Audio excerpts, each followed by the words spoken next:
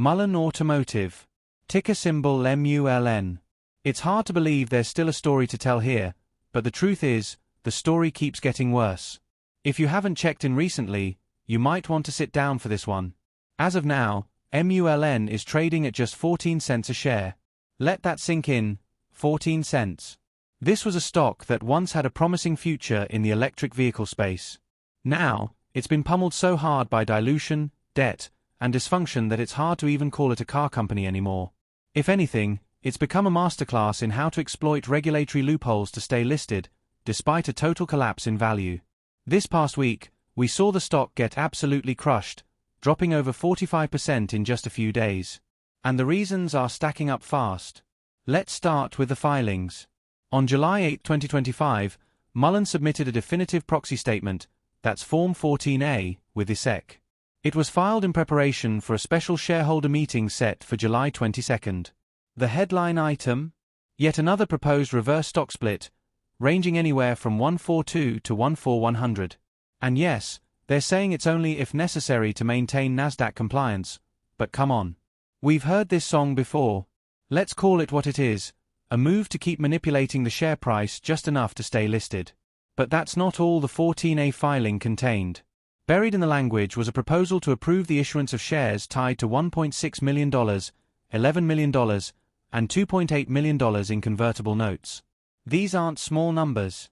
And they all come with attached warrants that, if exercised, will massively expand the share count, beyond what the Nasdaq typically allows under its 19.99% dilution threshold.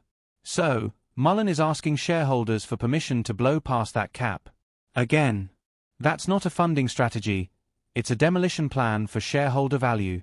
Then, just 2 days later, on July 10th, we saw another filing, Form 13G per A, an amended ownership disclosure by Esousa Group Holdings LLC.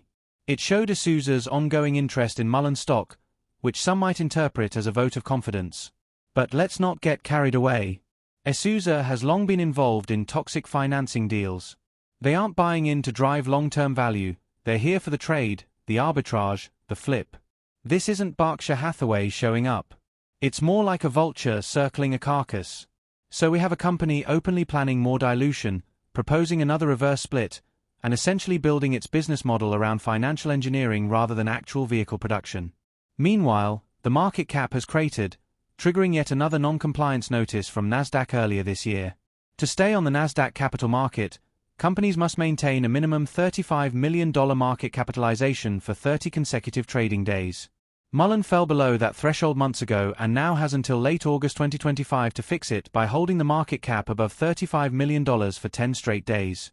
But with the share price at 14 cents and falling, that window is closing fast. And here's the kicker, they've already exhausted most of their credibility with reverse splits. Over the last 2 years, Mullen has done reverse splits totaling 1 for 22,500 when you add them up. That's not a typo. 1 for 22,500. And yet, the stock is back under $1, hell, it's not even close. So they're gearing up to do it again. And you have to ask yourself, why is this allowed to continue? Where is the SEC?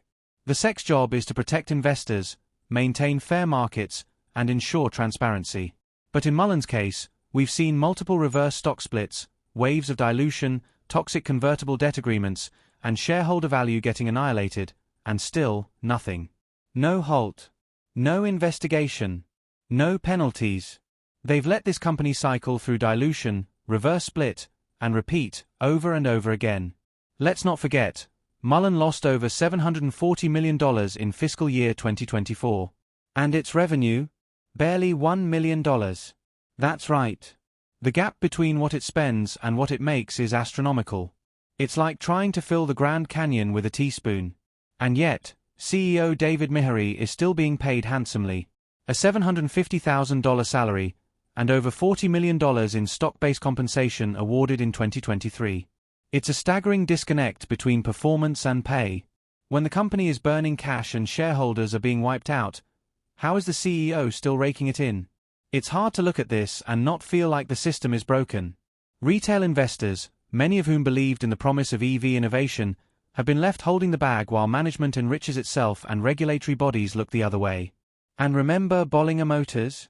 Once touted as one of Mullen's crown jewels, it had to be rescued from receivership earlier this year. Mullen now owns 95% of it, but at what cost? More financial strain, more investor confusion, and no actual delivery of vehicles at scale. If you're still holding MULN, you have to ask the hard question, what exactly are you holding? Because when you strip away the headlines, the PR stunts, and the filings, what you're left with is this: a company that's failed to scale, failed to deliver, failed to protect shareholders, and failed to obey the spirit, if not the letter, of financial integrity. Mullen isn't being unfairly treated. It's being exposed. And unless there's a complete change in direction, starting with management, transparency, and actual product delivery, this story ends one way, with a delisting and another penny stock disappearing from the screens of broken-hearted retail investors. You deserve better. All of us do.